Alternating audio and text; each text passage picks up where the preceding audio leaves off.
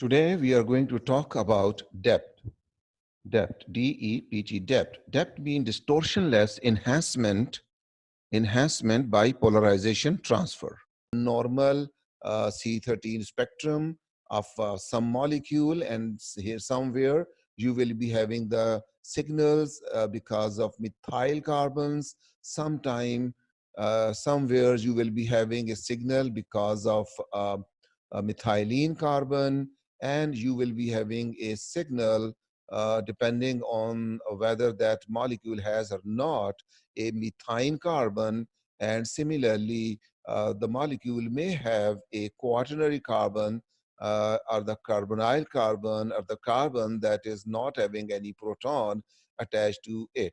So this is a normal C13 spectrum that we usually have. Okay. What about this depth 45? Now compare this depth 45 with this normal C13 spectrum. Okay, what is the difference between the two? What is the difference? Okay, if you look here, you will see that depth 45 has all the signals except this one.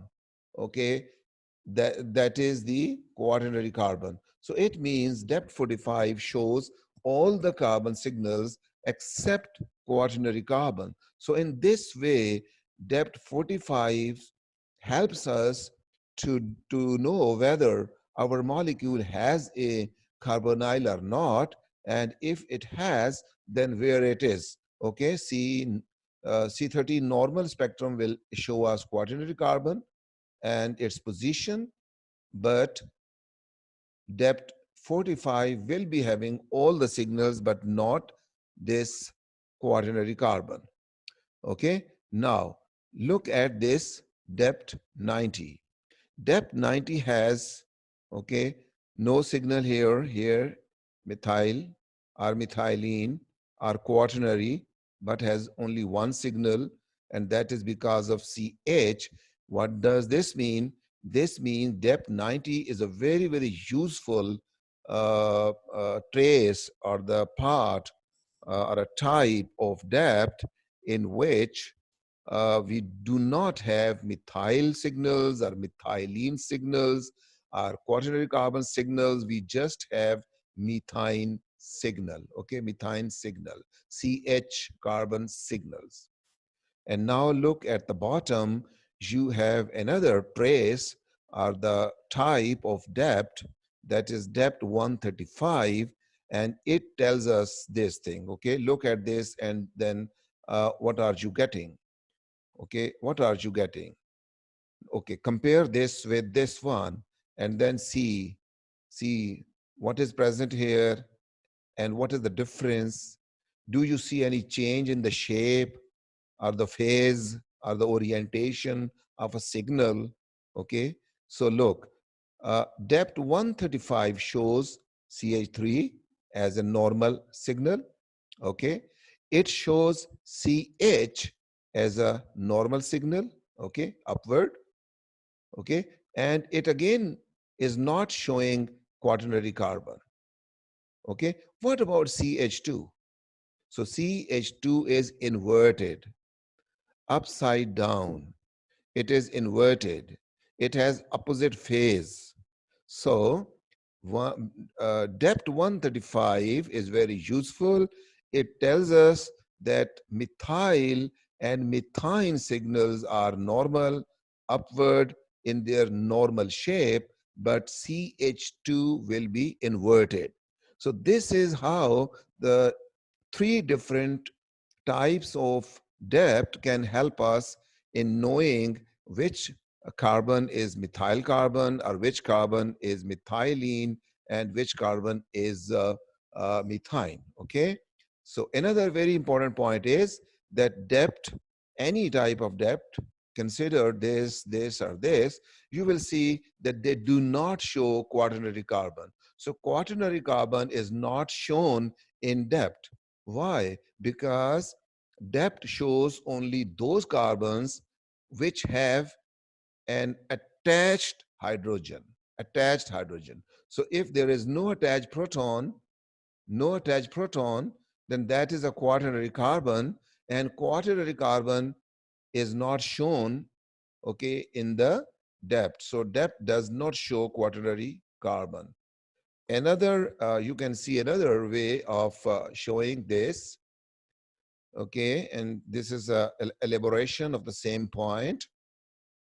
And here you have things, depth 45, having all the signals, but not quaternary. Depth 90, no signal except methine. So this is how you can identify methine.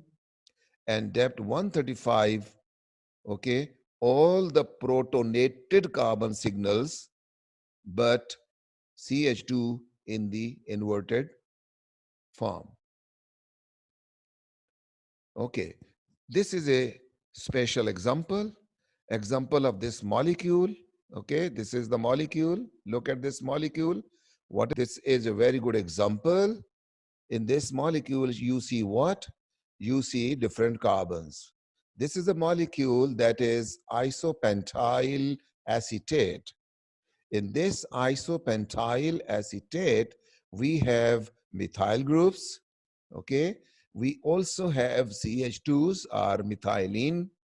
We also have this CH or methine, and we also have a carbonyl group that is not having any hydrogen attached with it. Okay, now you see what is this. Okay, this one at the lower, you can see that this is the normal broadband decoupled spectrum of C13. Okay, just simple C13 spectrum.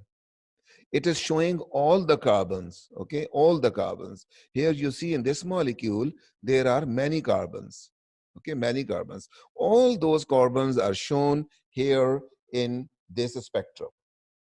And now this is depth 45, okay. How depth 45 differs from the normal C13 spectrum?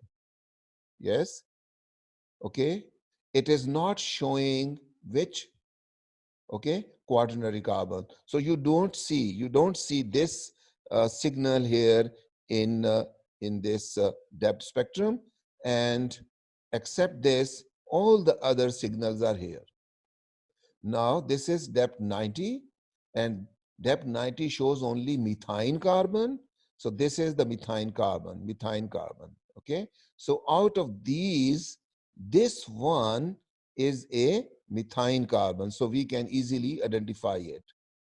And now this is a very remarkable trace of depth 135, okay? It is showing what?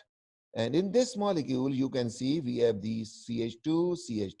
This CH2 is attached to this oxygen, so this should be very downfield, okay? And this is a little bit, should be upfield, and this is CH, and we know that CH has its position around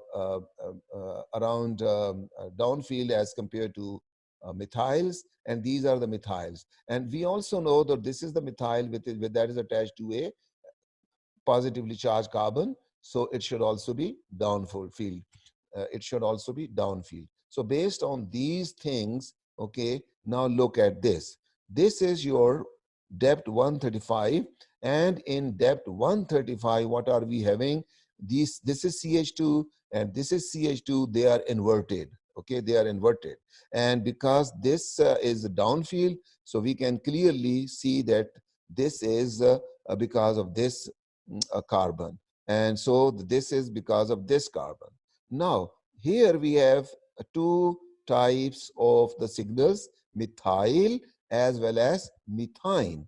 Now the question is, how can we rule out methine? So compare this spectrum with depth 90, and depth 90 shows only CH. So in this way we can minus this, and these then the two signals are because of the methyl groups. And now here we have 1, 2, and 3. So 3 methyl groups. These 2 methyl groups are equivalent. Okay, so they will be giving us only one signal, and this will be giving us different signal. So in this way, we can easily determine that which carbon is CH3, which is CH2, which is CH, and which is quaternary carbon. So this is how we can generally see the depth spectra. Okay, sometime the depth spectra are shown in the form of table. Look at this table. So in this table, there is a column of having what? Normal C13 spectrum. All the carbons present in that particular molecule. And then we are having depth 135, which will be showing the CH2 signals downward. We say negative, okay? So positive, positive, negative, negative means CH2, and no peak mean quaternary carbon. So it means this is a quaternary carbon, and this positive mean this is maybe methyl or methine, and no peak mean quaternary carbon. Okay, this depth 90 shows only which peak? CH peak. So no peak, no peak, no peak, no peak, positive mean this is the peak is because of what? CH group. And this is how you can now conclude or give your inference based on this type of the data. So sometime the depth spectrum will not be shown in the form of a spectrum, but in the form of a table. So be alert. In our problems, we can also give some data in the form of table. Here is an example. Okay, this is a molecule having a methyl group, and this is methylene group. And here we have this quaternary carbon and CH, the olefinic or the alkenic protons. And then this is the range of aromatic carbons, olefinic carbons, carbonyl carbon, and this is CH2 carbon, and this is CH3 carbons. Okay, what do we expect in a normal NMR spectrum? In a normal NMR spectrum, we expect all the carbons. Okay, what do we expect in depth 90? In depth 90, we expect only CH groups. So this should not have CH3 or CH2. Okay, this are the quaternary carbon that is definitely not there in any depth. Okay, and here this carbon 3 is also quaternary carbon. So we will be having only this CH, and these 5 CH groups. So you can count that here we have 1, 2, 3, 4, and 5. And here you can see that carbon 6 and this carbon, orthocarbons are equivalent. So they will be giving one signal. Metacarbons are equivalent. They will be giving one signal. The para one will be giving a separate spectrum. Here we have another example. So this is your molecule, and look at this molecule. You have 1, 2, 3, 4 methyl groups. Okay, and you have this CH. Okay, and this CH that is attached to a carbon. This carbon is attached to oxygen, which is very electronegative. And then we have this carbon and this carbon. So we have methyl carbons, and we have methine carbons, and we have also one methylene carbon, and here we have the quaternary carbons, this and this, they are quaternary carbons. So just let us see and analyze this. This is our normal C13 spectrum showing all the carbons, and this is depth 135, which will be showing this very important phenomena, that is CH2s will be inverted, and here we have only one CH2, and that is inverted, and CH3s and CHs, okay, CHs, CH, they will be in the normal. So here this is, and here we have other groups. You can easily see that they are methyl groups or methine groups. Now the question is, which are methine? So depth 90 will show you that this signal, okay, this signal is methine, and similarly this and this, they are methine. So it means here uh, this is the signal which are due to methyl groups. So these are methyls. This is methine. This is methine. This is methine. Okay, and this is our methylene. We can easily, because this methine is very downfield, so it tells us that it is in a environment where it is very de-shielded. And here, look at this carbon. This carbon has a oxygen, so this oxygen is very electronegative, attracting electrons toward it. So this carbon is very downfield. So this is how you can easily interpret a spectrum based on depth. Okay, so here sometime you will be having this is a molecule, and you can easily see it as CH3 and CH2, CH2, CH2, quaternary carbon, and lot of methine groups, and this quaternary carbon. So this is the normal C13 spectrum. And what about this? Okay, depth 135. Some you can see inverted signals, some normal signals, and you can easily then interpret this molecule. And so different peaks because of different groups, some normal, some inverted, and because of the chemical shift values. We know that this is the region of the aromatic carbons. So aromatic carbons are appearing here. Methyl carbon, the only one methyl is here, and here you have CH2, CH2, and these are the carbons which are inverted. And again, you can easily see and find that this carbon is attached to this carbonyl carbon, so it should be downfeed, and because of the inductive effect, then you should have this one, and then you should have this one. So this is how you can easily interpret this molecule as well.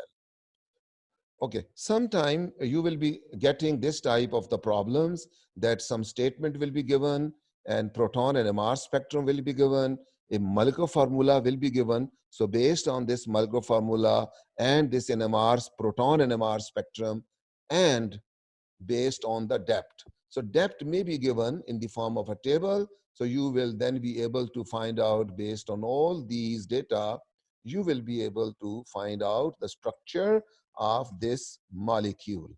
Okay, and so what is depth? So depth is a special type of C13 NMR spectroscopy, and it tells us the difference between CH3, CH2, and CH. And when we compare depth with normal C13 spectrum, we can find out which is the quaternary carbon. And among the depth, different types of depth, we have three very important types. We have depth 45, which gives all the signals except the quaternary carbon. And then we have depth 90, which gives only the signal of methine carbons. And we have depth 135, which has the signals, all the signals except the quaternary carbon, but in a very important way. That is, CH2s are inverted, and CH and CH3s are in the normal form. So based on this, we will be able to determine our structure. And I want to thank you, and I want to appreciate you. So study it well, and you will soon be getting the problems, and we will be solving those problems with the help of all these techniques that we are learning. Thank you.